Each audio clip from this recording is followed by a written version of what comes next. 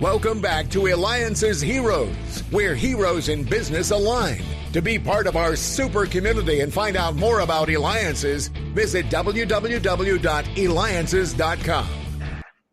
All right, so welcome back to the show. You know, I'm always excited. Why? Because I have the opportunity to share stories of everyone with you, with our listeners and with our viewers. And I can't be more excited than ever in regards to our next guest. Are you ready for this?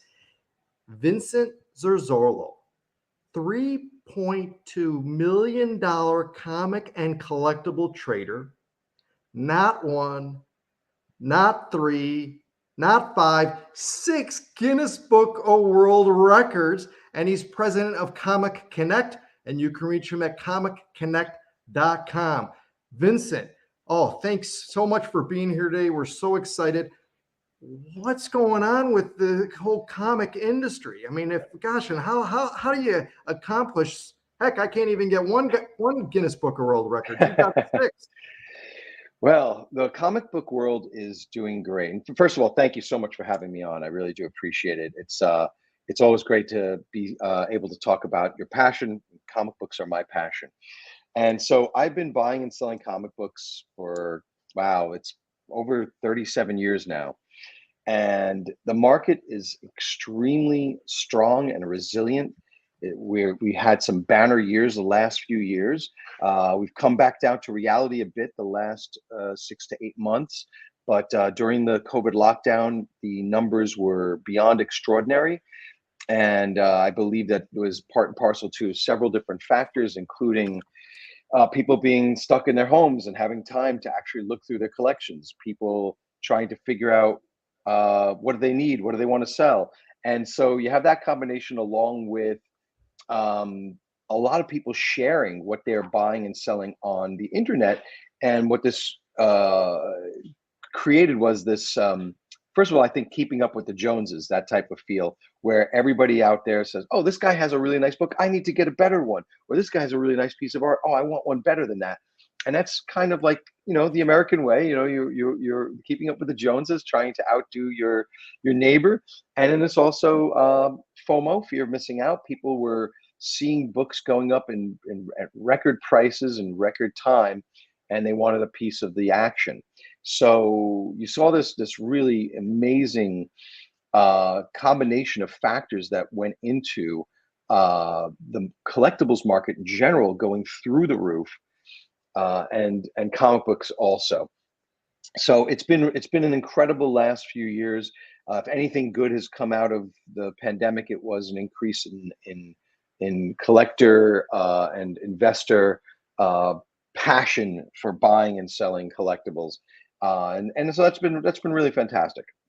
And I mean, you've been in the industry, what 100 years? I mean, you know it probably better than almost anybody else, given your experience with it and that.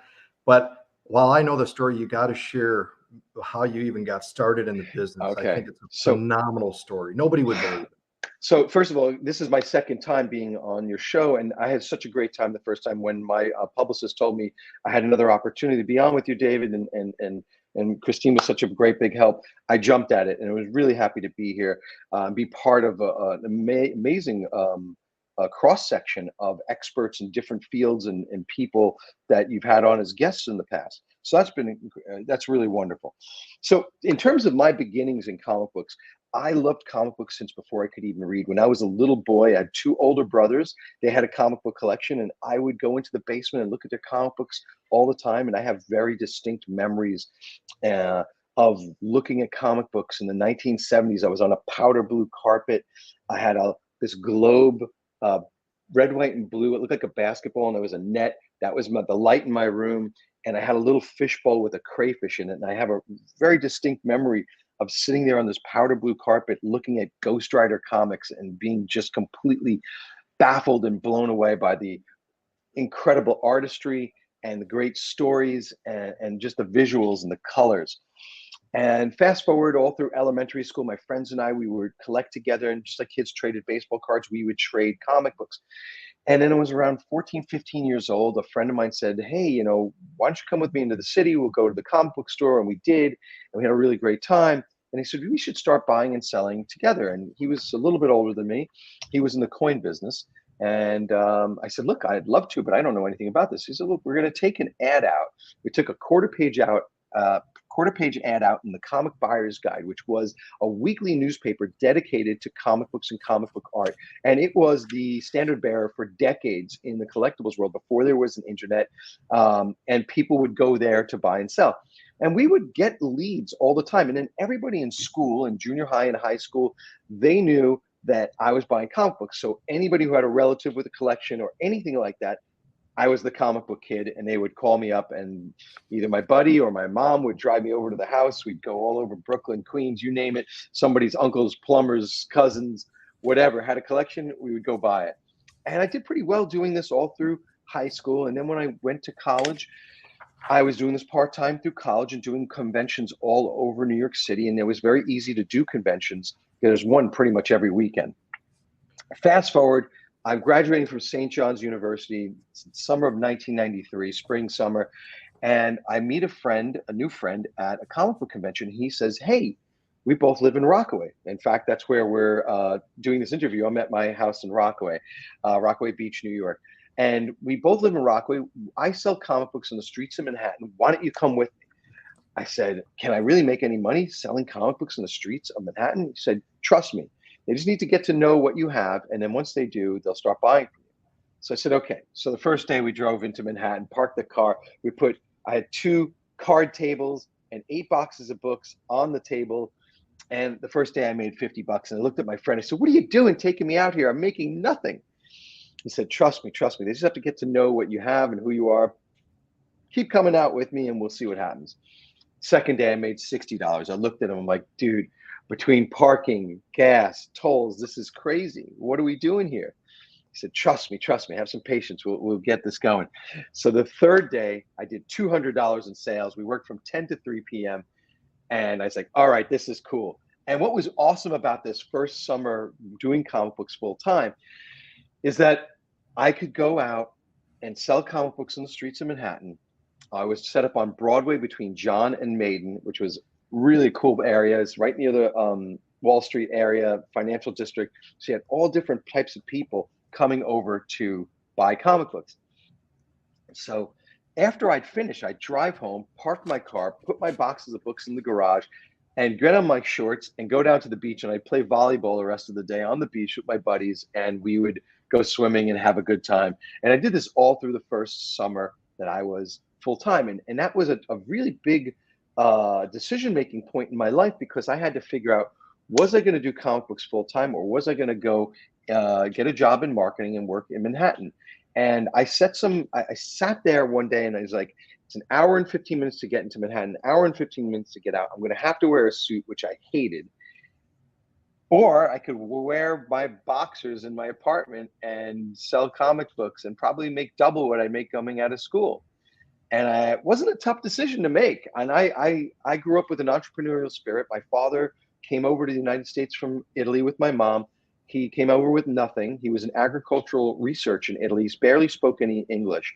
Came over, started as a dishwasher, and worked his way up to pizza man, butcher, and then sous chef, and then chef. And he learned to be a cook, and then owned his own pizzeria, restaurants all throughout New York. So he always taught me that this was a possibility. This is a way that you could create a life for yourself by being an entrepreneur. So I took those things that I learned from my father, things I learned from my mother, combined those and brought it to fruition with my own business in comic books. Now, when I started out, and just pardon me if I'm just going on here, but this is I could talk about this all day, because I really believe that a lot of people out there didn't have the same type of benefit of having parents like I did. And many people have great parents, but maybe they worked for a company, and maybe they're trying to figure out how to do this themselves. I was really fortunate because I had 2 parents who were, my father an entrepreneur, my mom was the ultimate housemaker, and home ran our home, and she taught me so many things also about how to run my business. What I learned from them, beyond the fact that I could do this, was that there were certain ways I could compete against very stiff competition. Now, you have to understand something. Even though I've been doing this all through high school and college, I was competing against guys who had 20, 30 years of experience, so much more knowledge, money, networking, you name it, they had me beat every which way. How could I beat them? I looked at the one area that I saw a weakness, and that was in customer service. Mm-hmm. And I built my business off of customer relationships, networking, and customer service. Something I learned from both of my parents. My father in the restaurant, where even though he was a chef, he would come out and greet patrons all the time and sit down and talk, give him a glass of wine and chat. And people loved my dad. He was a consummate showman. He was also an extraordinary chef. My mother at home was the same way. You came into my house, and before you could sit down, my mom was cooking something for you, making something for you. You always felt at home. So I took those types of lessons that I learned from my parents, and I brought them into the comic book business. And I've met people that bought comic books from me 30 some odd years ago in my basement. They've come up to me recently, as recent as a few months ago at a convention, and said, "Hey man, I remember when you were selling comic books in your basement and how great you were to me. And I can't tell you how much I cherish those memories and appreciate them." And this like warmed my heart, but it also really showed with absolute definition, clarity, that there is something to this. You treat people, whether they're spending $1 million with you or $50 with you, you treat them with respect, you treat them with compassion, and you treat them in a way that they know they actually matter. And this helps you to build a business. Now, on top of that, I will say I was working my tail off. I worked extremely hard. I was at conventions all the time. I was middlemaning deals. I was finding warehouses. At the time in the early 90s, there were warehouses filled with hundreds of thousands of books. I would move 100,000 books and make 2 pennies per book. That was $2,000. I'd rent a truck, move out the books, bring them to a warehouse and sell them basically to another organization. Then I was doing conventions. Then I was building up my mail order company. And you combine all these things and you continually do these things, and you do not take a break, and you do not sit there and go, "Oh, this is so hard." Right, If right, it was right. easy, everybody'd be doing it. It's not easy. It's not easy at all. I I busted love it. my butt. And so many of my friends will tell you that while they were out playing football, while they were out at a bar, I was schlepping my butt to a convention on the weekends, and sometimes coming home breaking even, sometimes losing money, but I did it. And you build up this type of work ethic, and you build up this type of network and this customer base, and you build your business from there, and you see it grow. And now I'm proud to say I am co-owner in Metropolis Collectibles, which is the largest dealership for vintage comic books in the world, bar none. ComicConnect.com, the premier online auction site for vintage comic books, original comic art, and other collectibles. And also proud curator of Metropolis Gallery, the only comic book art gallery in New York City dedicated to comic book art and fantasy art. I just got back from Italy. I did an art convention in Italy. I've traveled all over the world for comic books and collectibles. This is something I am so passionate about, and I couldn't be happier doing it. It wouldn't matter for me if I was making what I made 20 years ago right now, because I love doing this and it makes me happy every day. So Vincent, which comics should we be looking at buying now? I mean, I know it's or are there, or should, let's say, for example, we're looking for something that, could potentially go up in value in that, or should we really be focused only on the past? So that's a great question. And something we believe in at Metropolis and Comic Connect is the past is your future. Comic books are from the past, but they're your future. And what we're doing is having right now an amazing event auction on ComicConnect.com. It ends next week.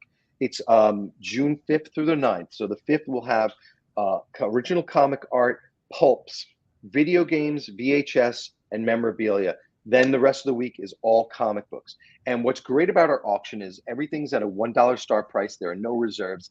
And rather than telling you, you should buy this or you should buy that, you need to look for opportunities in the marketplace. And the way you can figure out opportunities in the marketplace is by doing a little bit of research. There are 2 great online price guide sites to be able to understand the marketplace better. First of all, you can look at the sold section on ComicConnect.com to see what we've sold. Then you can also go to gpanalysis.com, gpanalysis.com, and gocollect.com. These are 2 pay sites where you can see what things sell for. And you can use that knowledge that you gain there to figure out what's a good deal in the marketplace. So now, right now, for instance, we have an auction with a comic book called Journey into Mystery 83. It's the first appearance of Thor from Marvel Comics. And it's a 9.4. 9.4 on the comic book grading scale, which my company created, the 1 to 10 grading scale that's used throughout the world of comic books. That book is one of the best in the world. It's probably worth a little over $400,000, and right now it's hovering a little bit over $100,000. Now, it's true that a lot of the bidding will happen at the very end, but this book is way off where it needs to be, so there could be an opportunity there. Now, having said that, I have seen times where a book's at $100,000 today, and the closing night it goes to $500,000. A lot of people wait to the last minute to bid. Right. We have Superman #1 in 2.0 condition, which is a gorgeous looking copy of That's Batman the thing. #1. Why is it? Why? Because that's one of the most expensive comics, right? This is first issue of was it Superman? First issue of Superman. That's the first self-titled issue of Superman. Superman first appears in Action Comics in 1938. That's his first appearance, but this is his first comic book, his own self-titled Superman. Why do you think that's such the most valuable one that's out there? Well, so Superman is the first superhero. So Action Comics is by far the most valuable comic book. Second would be Detective Comics 27, which is the first appearance of Batman. You also have Captain America Comics #1, Marvel Comics #1, which is the first Marvel comic. And there's probably another 3 or 4 or 5 other books that really are in that upper echelon of the most expensive comic books. Now, if you're asking me, I see 2 different opportunities here in the comic book market. As I had said earlier in our conversation, was that the market went nuts for the last 2.5 years. And the last 6 to 8 months has come back down to reality to a degree. So there are a lot of opportunities in buying Silver Age comic books. That means 1960s comic books to the modern age, the last few years, even current comic books that have some collectability. But the golden age of comic books, the 1930s, 40s, and early 50s, that's an area that has been very, very strong, even resilient beyond the changes in the marketplace over the last 6 to 8 months. Having said that, I see opportunities everywhere, and I do not pigeonhole myself into one specific area. The one thing I do say to collectors who are looking to start, or investors, find something you love. Maybe you love Superman, maybe you love Batman, maybe you like romance comics, maybe you like war comic books. There are tons of ways for you to buy and invest and collect in these types of different categories, genres, time periods, you name it. Artists, writers, things like that. Everybody collects in different ways, specific types of covers. So there's so many different things. Graded or not graded? Should we have our comics graded or not? That's a great question. Comic graded or not? So there's not one pat answer for that. So you can buy graded comic books. I have many comic books that are CGC graded, CBCS graded, PGX graded, graded. These are the three of the major grading companies.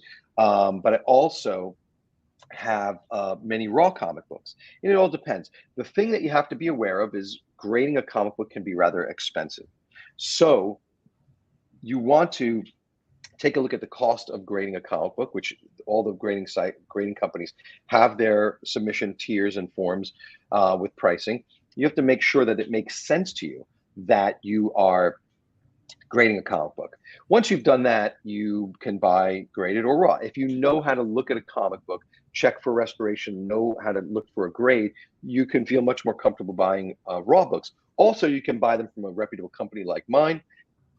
We stand behind our grades in terms of, so we have a 10-day money-back guarantee for any reason whatsoever. If you get a comic book graded and it came back restored where we missed something, which is very seldom because we're very, very good at our jobs, but there's still sometimes an expert who has found a way to get it past us, you would have a full credit with our company. So we really try to make sure that you're covered. But we want people to be able to feel confident and comfortable buying raw comic books. All right, press versus original. And by the way, our audience may not know, so can you just do a very cliff note part on what the difference is? So pressing is when you take a press and you press a comic book. And basically, it was slightly looked at in a skeptical manner and frowned upon a little bit early on.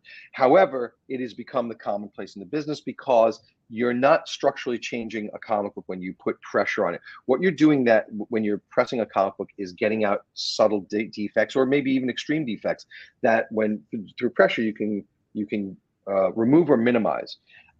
Folds, certain indentations, things like that.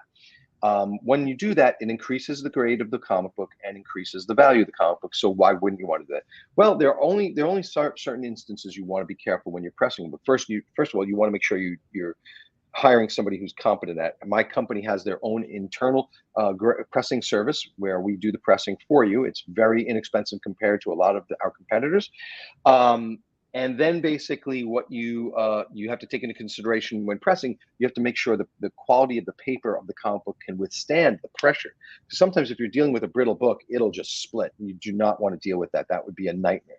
So here's what you do. In my opinion, if you're buying a comic book, as long as it's pressed well, which if it is, you won't be able to tell the difference.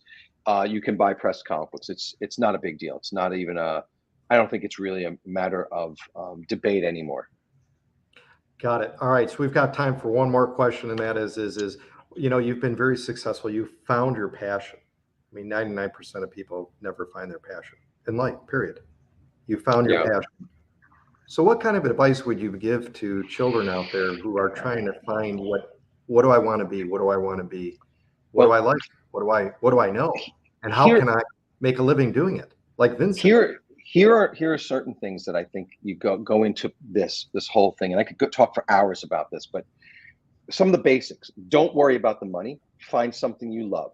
The money will come later, and if it doesn't come to such an incredible degree, you're still doing something you love. And I would say, talking to my friends, I'm 52 years old now, and talking to my friends and people that I've met, everybody comes up to me and says, "Oh my God, it's so great that you do what you love." Now, know this: even when you do what you love, like I do. People say, "Oh, if you do what you love, you don't work a single day." And you're like, that's nonsense in my opinion. I work my tail off. I'm passionate about it, so I don't mind. And I'm a hardworking guy, so I don't mind. But realize you're going to have to put in a lot of effort no matter what you do. So what I find is a very valuable tool is writing down things. I make lists. I set goals on paper or on your computer. And you say, write a list of all the things you love. And then whittle it down and find out what is it? What can I do to design a life? I don't even like saying making a living. I like it beyond that. Let's design a lifestyle. What do I want to do with my life? How do I want it to be? Envision what you want. And when you put that down on paper and when you envision what you want out of life, you're much more likely to actually achieve it. Then you have to put steps in place. And one of the things I would do in order to put steps in place is to find a model, a role model that you can base your future success upon. This guy did it or this woman did it. Maybe I can do it, and take pieces of what you learn from that person. Now, I've learned things from people from all different walks of life. One of my greatest mentors is not even alive today, hasn't been alive for 50 years, was Bruce Lee. I read Bruce Lee's books. I studied his martial arts. Bruce Lee helped me to envision that anything is possible. Now, I also had two great parents that told me the same thing, but don't limit yourself. Be limitless. Make sure that you believe that you can accomplish anything you set your mind to, and then put a plan in place to make those ideas a reality. So those are the things. Now, I'm gonna give you a quick story, and I'm gonna move the camera for a minute. This is something I told you I wanted to share with everybody. So when I was in my 20s and I was working out of my basement apartment on comic books, I envisioned one day that maybe I would have a place by the beach, by the ocean. I pictured a glass house by the ocean where I could work on comic books. And I am so fortunate and so blessed that I was able to buy a house right by the ocean. And if you look in the back, you'll see the beach. And in the summertime, I get to work here on comic books. And as you can see, we've got our boxes of comic books here. I don't know if you can see those. And we're working here today, and we're making things happen. And I'm on the phone, and I'm doing deals, and we're grading and looking at comic books. So again, Drew and I are coming over. No problem. Come on down. We'll barbecue for you. It's a dream come true that something I envisioned in my mind, and it came true because I worked towards it, put in a lot of effort. I made very smart decisions. And I'm not saying I'm the smartest guy. I just happen to be able to save money, look for opportunities, and find ways to make my dreams come true in terms of business, in terms of life. So another thing I love to do is I love to travel. So I figured out a way to make comic books something that I could do traveling. I've been to Australia, the Middle East, Europe for business. So I've made that happen. And look, anybody can do this. You just have to focus, and you just have to be willing to put in the time. My success did not come overnight. I've been buying and selling comic books since I was 15. So, it's a ton of time, and I'm very happy. By the way, a new challenge for me this year, I will be premiering my first comic book. I've dreamed about making my first comic book since I was a little kid. It's called The Addiction, and it'll be out in October. And anybody out there, you should buy a copy. It's going to be awesome. Excellent. Well, Vincent, you know what? You've made your mark in the industry. You grew up in the industry. You treated the industry right, and you've been rewarded for that. And most of all, you're sharing your passion and your lessons with others. That's a hero. Vincent Zurzolo. He's won a $3.2 million comic and collectible trader, 6 Guinness Book of World Records. He is the president of Comic Connect, and you can reach him at comicconnect.com. That's a hero. This has been David Cogan with the Eliances Hero Show.